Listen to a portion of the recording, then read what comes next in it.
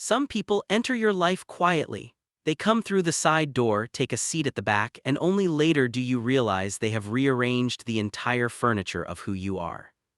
Eli Vasquez was not that kind of person. He arrived in Harlow, Indiana on the third Thursday of September, transferred from a school in Portland that nobody had heard of, and he walked into AP Literature with the focused, unhurried energy of someone who had long since stopped trying to make first impressions.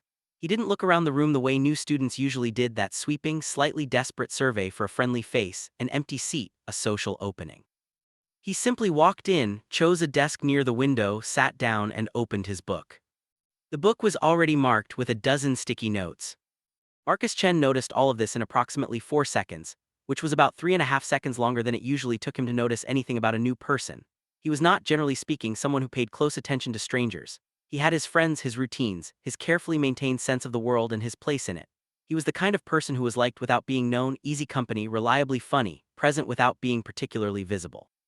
He noticed Eli Vasquez in 4 seconds and then spent the next 40 minutes pretending he hadn't. This, in retrospect, was where it started. Not with a conversation, not with a moment of connection, just with a boy near a window reading a marked-up book and another boy across the room noticing the marks. After class, their teacher, Mr. Holt, who had the distracted energy of someone always halfway through a thought, asked Marcus to show the new student around. It was the kind of task teachers assigned to reliable students without thinking about what they were setting in motion. "Marcus Chen," Marcus said, extending his hand with the automatic confidence of someone who had introduced himself many times. Eli looked at the hand for a fraction of a second, then Eli Vasquez, a handshake, firm, brief. "Where are you from?" "Portland, before that a few other places," said without apology or elaboration, like a fact that had been stated so many times it no longer carried weight. Marcus had approximately 40 minutes between classes. He spent 38 of them walking Eli through corridors, pointing at rooms, nomming teachers, filling silence with the practiced ease of someone comfortable with small talk. Eli listened, asked 3 precise questions, didn't volunteer anything. At the end he said thanks and walked in the direction of his next class. Marcus stood in the hallway and watched him go. Something in his chest had shifted just slightly, just enough, the way a compass needle swings when it finds north. He told himself it was nothing, curiosity, the mild interest anyone would feel in a person who was genuinely, quietly different. He was very good at telling himself things. By October they were something like friends. It had happened incrementally, through the natural logistics of shared classes and assigned seating, through the slow accumulation of small moments. Eli passing Marcus a pen when his ran dry, Marcus saving Eli a seat on the day the cafeteria was chaos, both of them staying late in the library after a study group dissolved and discovering, with the mild surprise of people who hadn't expected to find common ground, that they both found the same things deeply, unreasonably funny. Eli had a sense of humor that was almost entirely invisible until it wasn't. He would be silent through an entire conversation and then deliver one sentence, perfectly timed, that made you laugh so hard you lost your breath. And then he'd go back to being quiet like nothing had happened, like he hadn't just demonstrated that he'd been paying attention to everything all along. Marcus found this devastating in a way he couldn't fully name. He had friends who were louder and more expressive than Eli. He had friends who texted him 20 times a day, who knew the names of his childhood pets, who could reconstruct his entire romantic history with reasonable accuracy. But there was something about Eli's particular quality of attention, the way he listened as if what you were saying actually mattered, as if he was filing it somewhere important, that made Marcus want to say more true things than he usually said. This was the problem in seed form. Marcus had not told anyone he was gay, not in Harlow, Indiana, where tolerance was mostly theoretical, not in a way that felt safe, that felt like it wouldn't change the shape of every room he walked into afterward. He had held it close and careful for years, taking it out privately and examining it in the small hours, then putting it away again in the morning. Around Eli, the holding felt harder. Not because Eli had done anything to make it harder. Not because Eli had asked anything of him, or pushed in any direction, or given Marcus any reason to believe that the thing he felt when he watched Eli read, when he watched Eli's hands move when he talked about something that mattered to him, when he caught Eli looking at him from across a room and felt the look somewhere deep, was anything but one-directional. In fact, Eli had said, directly and without drama, very early in October, in the middle of a conversation about something else entirely, I'm not into guys, by the way. I know people sometimes wonder because I'm quiet and I transferred from Portland, but I'm straight. He had said it the way you say, I don't eat red meat or I prefer tea, factual, uninflected, not unkind. Marcus had said, okay, I'm gay actually, so that's the full picture between us. He hadn't planned to say it. It had come out with the ease of things said to people you have already, on some level, decided to trust. Eli had looked at him for a moment, then, okay, thanks for saying that. And they had gone back to their respective books. Marcus lay awake for 2 hours that night, turning the conversation over. The way Eli had said it, preemptively, casually, as if establishing geography before a journey, as if he needed Marcus to know. He told himself he was being a responsible new friend, clearing the air, being honest. He told himself other things too, but those were harder to believe. November brought cold rain and the particular intimacy of indoor spaces. They had developed a routine: Tuesday and Thursday evenings in the library, Saturday afternoons at the diner on 5th Street where the coffee was mediocre but the corner booth was always available. They talked about books, about music, about the specific texture of growing up in places that didn't quite fit. Eli had moved 4 times before high school. He talked about this without self-pity but with a kind of careful precision, like someone who has learned to describe a scar accurately so that others will understand its shape without confusing it for a wound still open.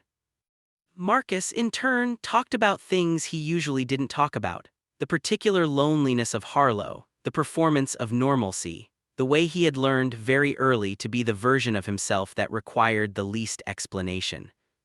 Eli listened to all of this with his characteristic focused quiet, and when Marcus finished he said, "That sounds exhausting." Not "it gets better," not "people will surprise you," just "that sounds exhausting," acknowledging the weight without trying to lift it with platitudes. Marcus had felt something ease in his chest, something he hadn't known was braced. The problem, and Marcus was becoming increasingly unable to avoid calling it a problem, was that the more honestly he knew Eli, the more the feeling grew. It was not the feeling of wanting something you can't have, though that was part of it. It was more specific than that. It was the feeling of recognizing someone, of finding in another person's particular way of moving through the world, something that corresponded to a part of yourself you had never seen reflected clearly before. Eli was careful where Marcus was easy. Eli was internally complex where Marcus presented as simple. Eli kept his distances where Marcus had learned to fill every room. They were, in some fundamental way, the missing vocabulary of each other. And none of that changed what Eli had said in October. Marcus understood this. He understood it completely, and he respected it, and he held the feeling at a careful distance where it could exist without demanding anything. What he couldn't control was the way Eli looked at him sometimes. Not always, not obviously, but occasionally in the unguarded moments between conversations, when Marcus was looking away and then looked back, when they were both quiet and the library was closing, Marcus would catch Eli watching him with an expression that didn't match the geography Eli had described in October. It was a complicated expression, something thoughtful and almost pained, like a person listening to music they had decided they didn't have time for. Every time Marcus almost said something about it, Eli would look away, and Marcus would decide he had imagined it. He was not, however, sure that he had imagined it. It was the 14th of November when the power went out across the east side of Harlow. It went out at 7:43 p.m. while Marcus and Eli were in the middle of their Tuesday library session. The building went dark all at once, then the emergency lighting flickered on, dim and greenish, the kind of light that makes everything look significant. The librarian sent everyone home. Outside, the rain had upgraded to something closer to a storm. Marcus's car was in the shop. Eli had a bike, neither option was useful. Eli's apartment was 4 blocks away. Marcus called his mother, who was across town at his aunt's and couldn't come for at least an hour. "You can come wait at mine," Eli said, not like an invitation, more like a logistics solution, practical, simple. Marcus should have said no, he said yes. Eli's apartment was small and specific, the apartment of someone who had moved often and learned to make a space personal quickly, books in careful stacks. A print of a painting Marcus didn't recognize on the wall above the desk. A record player that Marcus had not expected. Plants in the window, alive and tended. The power was out here too. Eli produced 2 candles with the ease of someone who had planned for inconvenience, lit them, and they sat on the floor of the living room with their backs against the couch because the floor felt right in the dim light in the middle of the storm. They talked for 3 hours. Not the careful talk of people who are still measuring what to share, the other kind. The 3 in the morning kind, when defenses go soft and the true things surface on their own. Eli talked about his father, who had left when Eli was 9 and occasionally reappeared like a season, unpredictable and temporary. About what it was like to be the kind of person who wanted everything to last when everything in his experience had taught him that nothing does. About the specific loneliness of being self-sufficient enough that people assumed you were fine. Marcus talked about the first time he had understood he was gay, really understood it, not as a possibility but as a fact, and how the understanding had arrived with a strange combination of terror and relief. About the fear that had lived in him since then, not of being disliked but of being changed in someone's eyes, becoming, suddenly, only one thing. "You're afraid of being reduced," Eli said. "Yes," Marcus said, "exactly that." "I understand that." Eli was looking at the candle. "I think everyone who has ever been a certain way is afraid of being only that way to other people." "What way are you afraid of being?" Eli was quiet for a moment. The candle threw soft shadows across his face. "Untethered," he said finally. "I'm afraid people see me as someone who doesn't stay, as someone it's not worth attaching to." "Do you stay?" Marcus asked, and his voice was quieter than he meant it to be. Eli looked at him. In the candlelight, his expression was complicated in the way it sometimes was, the pained, musical quality that Marcus had been trying to interpret for weeks. "I'm working on it," Eli said. The storm moved over the building, rain on the windows, the 2 candles burning down. They were close together the way you get when sitting on a floor in dim light, having been honest for 3 hours. Marcus was aware of the closeness in a way that required effort to manage. He kept his attention on the candle, on the window, on the middle distance. Then Eli said, "Marcus." Something in the way he said it, not a question, not a statement, just the name, spoken with a kind of deliberate weight, made Marcus turn. Eli was looking at him directly, no glancing away this time. "I said something to you in October," Eli said carefully, "and I want you to know that I meant it when I said it. I'm not someone who says things I don't mean." Marcus's heart was doing something complicated. "Okay. But I also think," Eli continued, slower now, like someone navigating a route they haven't memorized, "that I might have said it partly to protect myself from something I didn't want to look at directly." The apartment was very quiet inside the storm. "What were you protecting yourself from?" Marcus asked. His voice was steady, he was proud of that. Eli looked at the candle, back at Marcus. "I don't know yet," he said honestly, "but I think I owe you that honesty, that I'm not entirely sure." Marcus breathed in, breathed out. "That's enough," he said, "for now that's enough." Eli nodded slowly, and something in the room changed, not dramatically, not like a door thrown open but like a window cracked, the faintest new air. Marcus's mother arrived at 11. He gathered his things in the now restored light of the apartment, the power having returned during their last hour of conversation. At the door, Eli said, "Thank you." "For what?" "For not making it less than it was," Eli said. "The conversation, people usually try to make things smaller than they are, you don't do that." Marcus stepped out into the cold, cleared air of the post-storm night. He did not sleep for a long time. December was a month of careful, heightened ordinary. They continued their routine. Library, diner, the comfortable shorthand of 2 people who have spent enough hours together to stop filling silence for its own sake. On the surface, nothing had changed since the night of the power outage. Eli hadn't said anything more about what he had started to say. Marcus hadn't pushed. But the air between them had a new quality, a frequency. Marcus noticed it in specific moments. The way Eli's hand would start to reach for something near Marcus and then stop. The way Eli looked at him during conversations with a concentration that went slightly beyond what the words warranted. The way Eli, who was by nature reserved and rarely initiated contact, had started to sit closer, occupy the same space more deliberately, as if proximity was a language he was learning to speak. None of this was definitive, none of it was a declaration, and Marcus was not going to mistake careful signals for certainties. He had been hurt before, not catastrophically, but enough. The particular hurt of wanting something from someone who wasn't able to give it, and the slow erosion of carrying that want while maintaining the friendship around it. He knew what it cost. He was not going to spend it carelessly. He talked to his older sister, Jamie, on a Sunday afternoon in early December. Jamie was 24 and lived in Chicago and was the only person in Marcus's family who knew the full picture. "You like him?" Jamie said, with the bluntness of someone who has heard enough circumlocution to last a lifetime. "It's more complicated than that." "It's always more complicated than that. You still like him." Marcus was quiet. "And he said he's straight," Jamie continued.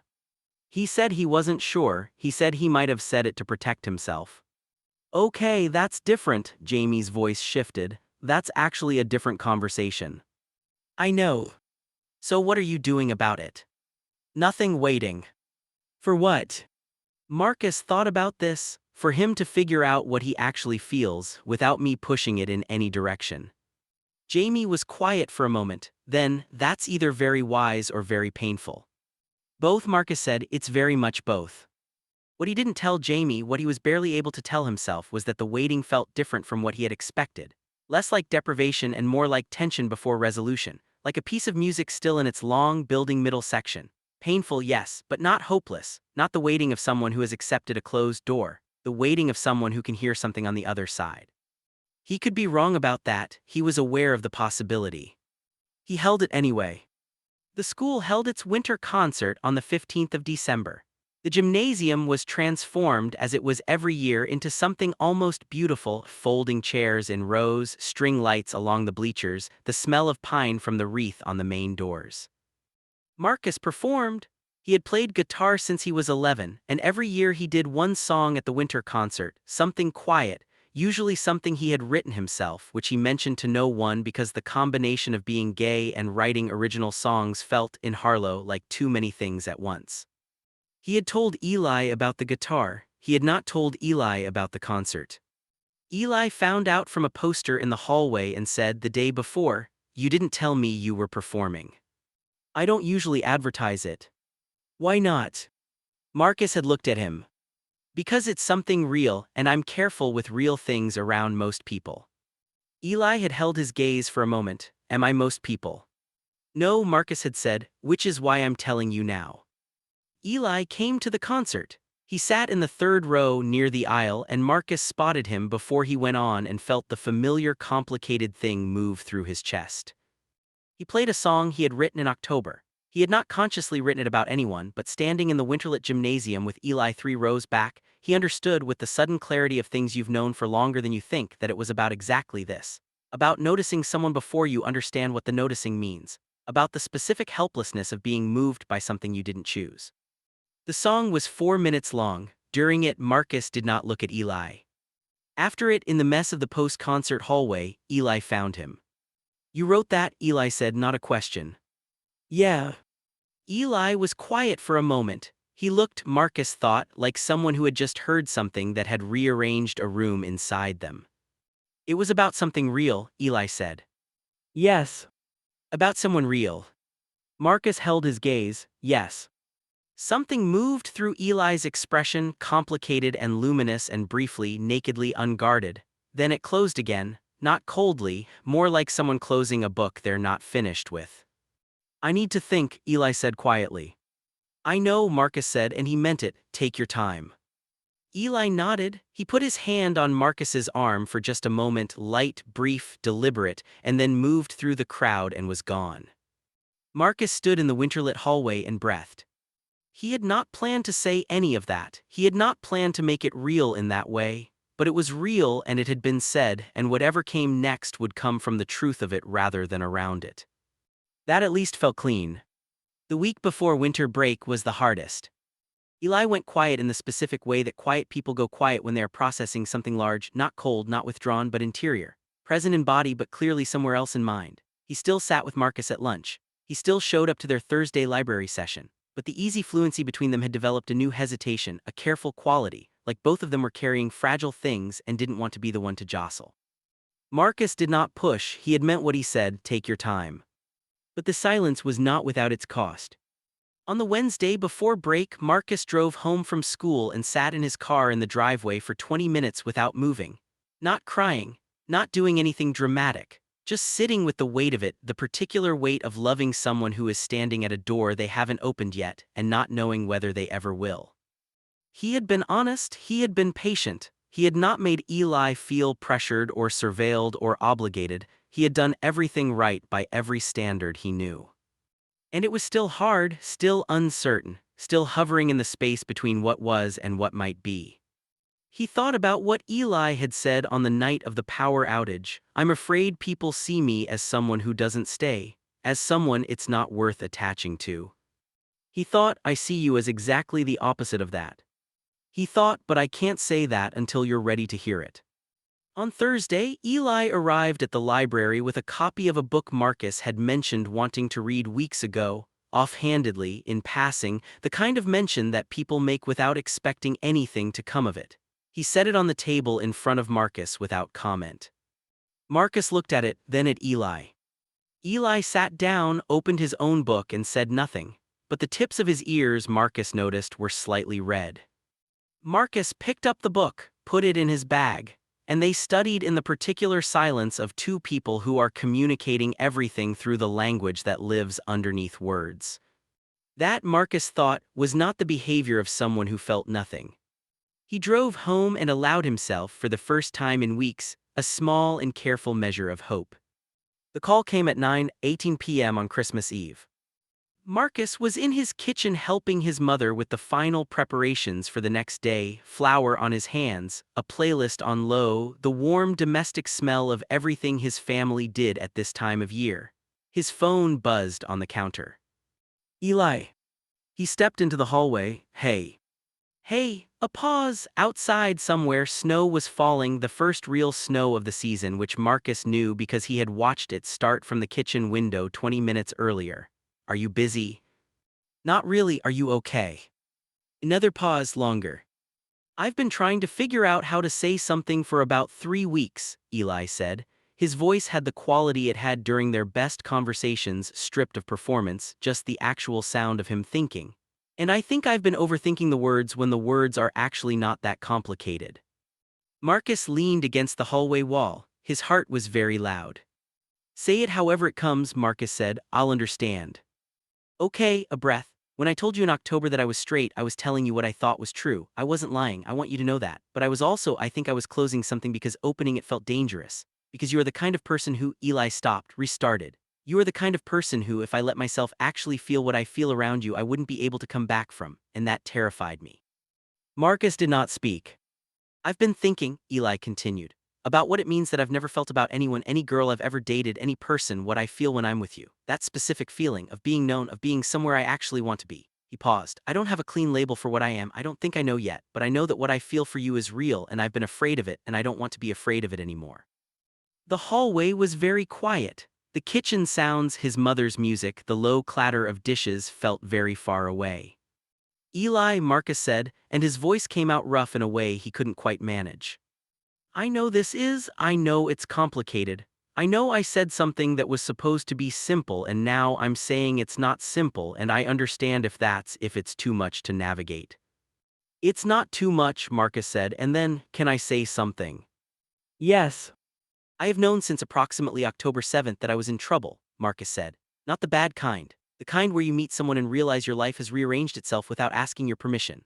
I've been managing that feeling very carefully because I didn't want to put something on you that you didn't ask for. But if you're telling me that there's something real on your side, however undefined, however uncertain, then I need you to know that I'm not going anywhere. I'm not in a hurry, I just need to know that you're in it, whatever it is. Eli was quiet for a long time. Outside, the snow continued. I'm in it, he said, and then quieter, I'm sorry it took me so long to say it. Don't be, Marcus said, you said it when you were ready, that's the only time it means anything. He heard Eli exhale, the long, released breath of someone who has been holding something for a very long time and is finally allowed to set it down. Merry Christmas, Marcus, Eli said. Marcus smiled in the quiet hallway, snow falling outside the window, the warmth of his family filling the house behind him. Merry Christmas, Eli, he said. January in Harlow is not a beautiful month. The snow that had seemed romantic in December becomes gray and utilitarian. The cold is no longer fresh but settled and stubborn. The world goes small and interior, and people pull their lives inward against the weather. Marcus had never liked January less. He and Eli met on the second day back from break. Not in the library, not at the diner. Eli had texted, "Can we go somewhere we haven't been before?" Which was, Marcus thought, a very Eli way of saying something about the new nature of things. They went to a trail outside of town that Marcus knew from childhood. It was cold and gray and not particularly scenic in January, but it was theirs by virtue of being new, a place that carried no old expectations, only what they brought to it. They walked for a while without talking. This was not uncomfortable. Between them, silence had never been uncomfortable. But this silence had a new quality, the quality of two people who have crossed a threshold and are now standing on the other side, taking stock. Eventually, Eli said, "I want to tell you some things that I haven't told anyone here." "Okay.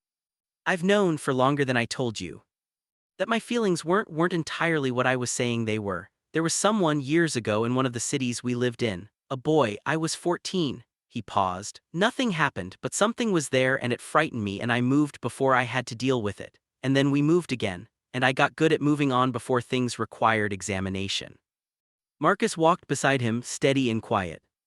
"I think I moved to Harlow and saw you and thought, this is going to require examination, and my first instinct was to close it down before it started, to say the thing that would keep the door shut." He looked at Marcus. "I'm sorry for that, for saying something definitive that wasn't true. You deserved honesty earlier." "You gave me honesty as soon as you had it to give," Marcus said. "That's all anyone can do." Eli stopped walking. Marcus stopped beside him. They were in a clearing, bare trees around them, the January sky low and white. It was not, objectively, a setting of any particular romance. But Marcus thought later that he would remember it for the rest of his life, the exact quality of the light, the silence of the bare trees, the look on Eli's face. "I've never done this before," Eli said, meaning not the walk, not the conversation. "I know," Marcus said gently. "I don't know exactly what I am yet. I need you to know that. I'm still working through the vocabulary, the labels." "You don't need to have the labels," Marcus said. "Not for me, not now, not ever." Eli looked at him for a long moment. Then he stepped forward and put both arms around Marcus, a hug, deliberate and full, the kind that doesn't belong to the category of friendship because it holds too much intention. Marcus brought his arms up around Eli's back and held on. They stood in the clearing for a long moment, in the cold January air, holding on. "I'm not going to move," Eli said into his shoulder, quietly, like a promise he was making to both of them. "I'm not going to move away from this." Marcus closed his eyes. "Good," he said, "neither am I." Loving someone publicly, when that love is the kind that requires a certain courage, is its own distinct journey. Marcus had been out in a quiet, self-contained way for 2 years, meaning the people who needed to know knew and the people who didn't weren't a primary concern. He had never hidden himself exactly. He had simply been precise about who got the full picture. Eli was newer to all of it. He was in the early, careful process of understanding himself, of building the language for a part of himself that had been sealed shut since he was 14. This process was not linear, not smooth, not free of days when old fear pushed back against new honesty. Marcus learned to be present in a specific way during those days, not to push forward when Eli needed to pause, not to retreat when Eli needed steadiness, to hold the space between them with patience and without resentment, because he had understood from his own experience what it costs to look at yourself honestly for the first time. His friend Danny, who had known about Marcus for years, observed the shift with the perceptive warmth of someone paying close attention. "You look different," she told him in February, settled, like something clicked. "Something did," Marcus said. "Is it the new guy, Eli?" Marcus looked at her for a moment, then, "Yeah." Danny smiled, the genuine, uncomplicated kind. "I've watched you carry everything by yourself for a long time. You deserve someone who takes care with you." "He does," Marcus said. "He really does." There was a Tuesday afternoon in late February, ordinary in every external sense, gray sky, the heater in the library ticking unevenly, when Eli reached across the library table and touched Marcus's hand. Not dramatically, not with ceremony, just reached across the space between them and covered Marcus's hand with his own briefly before returning to his book. Marcus looked up. Eli was reading, but the corner of his mouth had a particular quality. This, Marcus thought, was what it looked like, not the dramatic gesture, not the cinematic confession in the rain. This, a hand in a library on a gray Tuesday, the unhurried, certain gesture of someone who has decided where they want to be. He went back to his book.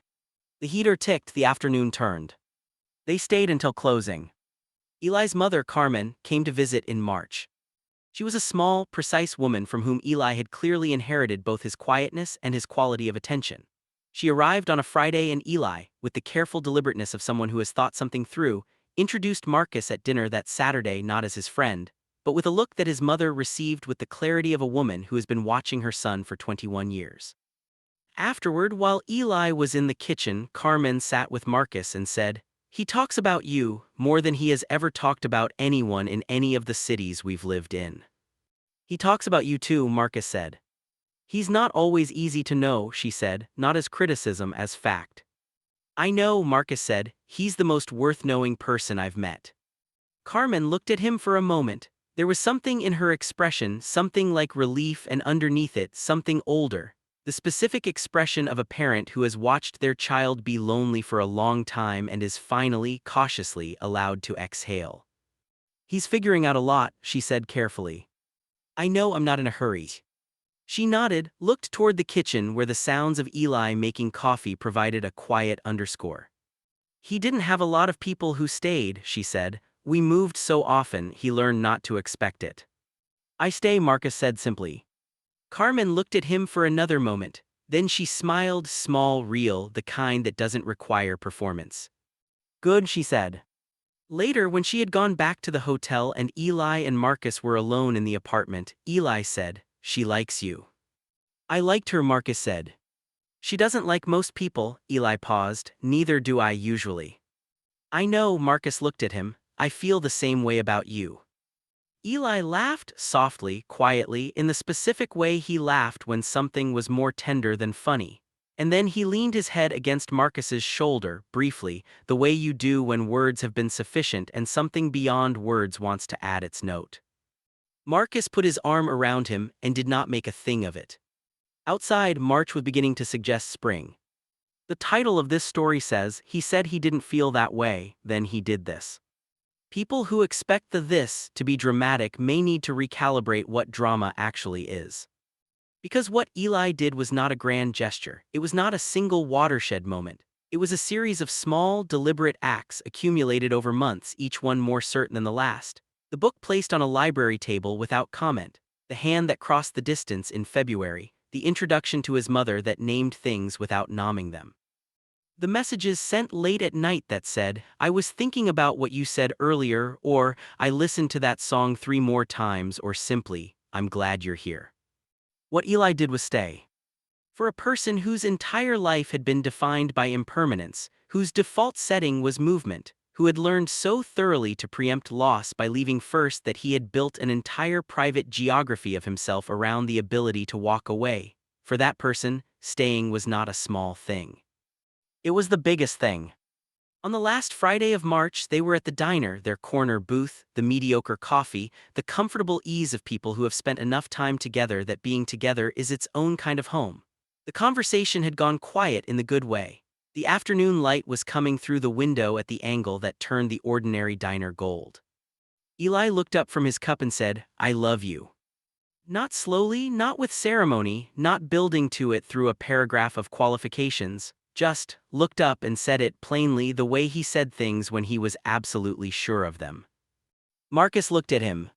He thought about October, about the clear, simple declaration that had seemed to close a door, about the months between that closing and this moment, about the power outage, the winter concert, the snow on Christmas Eve, the clearing in January, the hand in the library, about patience and its rewards, about the specific gift of someone who works up to honesty slowly and then arrives at it without reservation.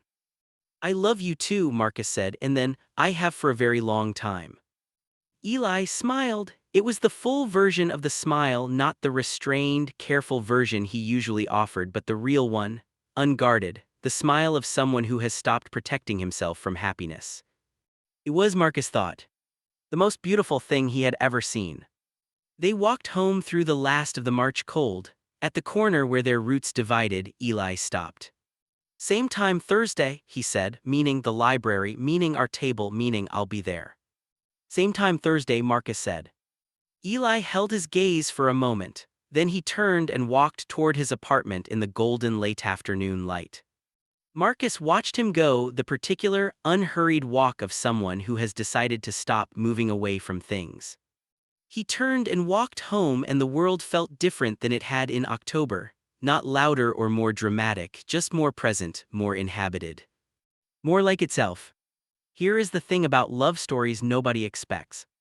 They are usually the ones that were quietly happening all along.